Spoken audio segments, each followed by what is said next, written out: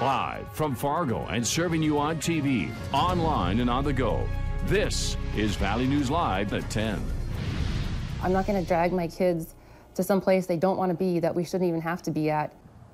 A local woman contacted our whistleblower hotline saying she's sick and tired of the drug use in her apartment building. But when she approached her landlord about the issue, asking for help moving to a new home, she was told she can't break the lease that she signed. Valley News Team's Rose Itzkovitz has our story.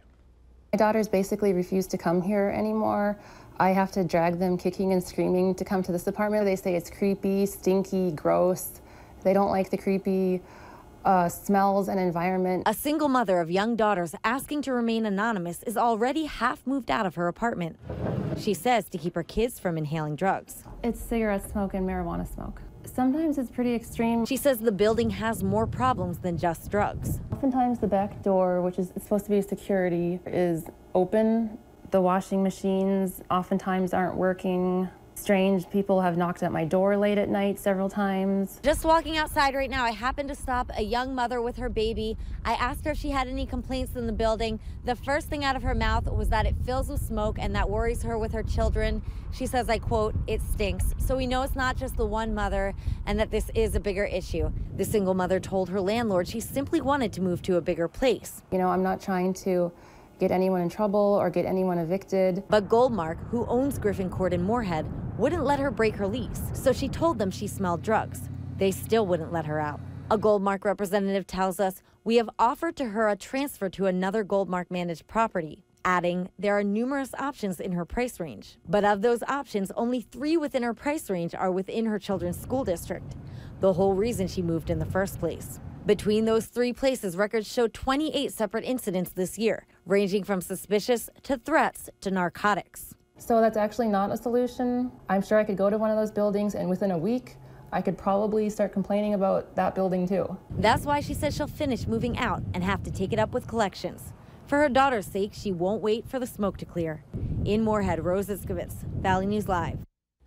According to Moorhead Police, an officer visited that building Monday and reported the odor of marijuana.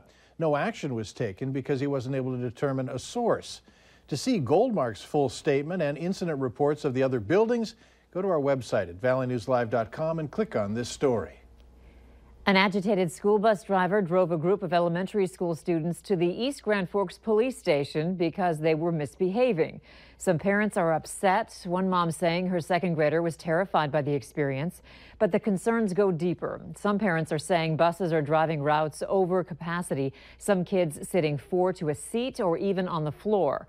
School officials say that cannot happen. They say it's likely because kids are hopping on other buses rather than the ones they're assigned. I mean, the buses are nice and big, you know, but it amazes me how a bus can be crowded, because I see buses, there's like 8 kids and all of these seats are empty, you know.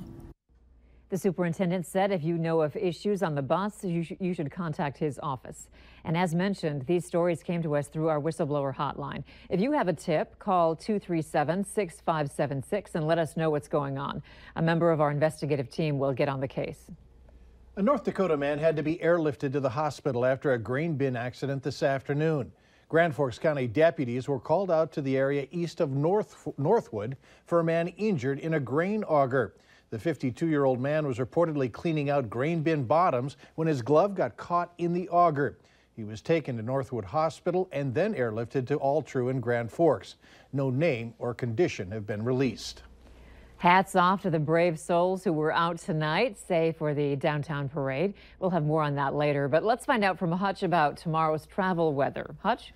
Well, we definitely have quiet weather as we head to bed tonight. Last night, anything but quiet, with gusts well over 40 miles per hour for the duration of the night, and it ushered in some bitter cold air that we dealt with throughout the day. In fact, still with 10-mile-per-hour winds across the valley, wind chills are feeling like, well, below 0 from Langdon and Devil's Lake and through the Cheyenne River Valley.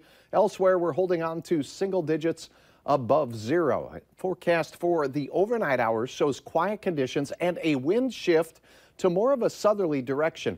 Temperatures very close to 10 degrees from Fargo and points north. Down south, middle teens as we go through the overnight.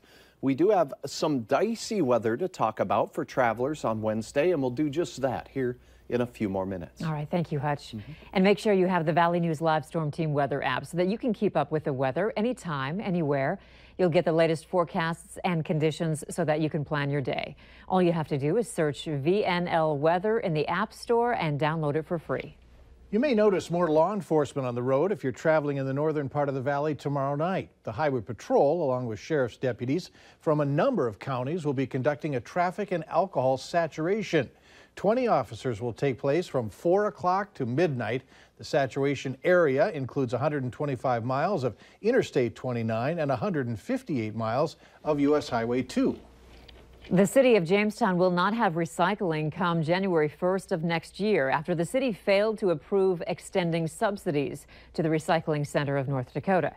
The Recycling Center says the city needed to provide 2 more months of current funding if it wanted to keep the doors open at the center until March 1st, when curbside recycling kicks in. The mayor says the city didn't budget for that, and the city council voted 3-2 against providing the subsidy. Homeowners have been voicing their frustrations to city council members about not having curbside recycling. The center will close its doors December 31st and then reopen again on March 1st. We talked about the annual Holiday Lights Parade in downtown Fargo earlier. It was a parade that started on 8th Street in Moorhead and made the trek all the way to the end of Broadway. Quite a few folks from Valley News Live was there. Christy Larson, Kyle Bosch were there from the Valley Today, along with Storm Team Chaser Eric Whitehill. Chief Meteorologist Hutch Johnson was there as well, as also was Melanie Palmer was there. It wrapped up, let's say about an hour and a half ago. Robert Hahn and Christine Stanwood were also a part of the group, but it was all worth it. They tell us to see your smiling faces bundled up in winter gear. Nice. Cold out there, but a fun time. Yeah. Preparing your home for an older you, what it will take to make sure that you can get around in your own home as you age. That's later on Valley News Live at 10.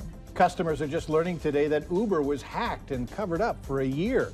Find out what personal information was stolen and what wasn't. Still ahead.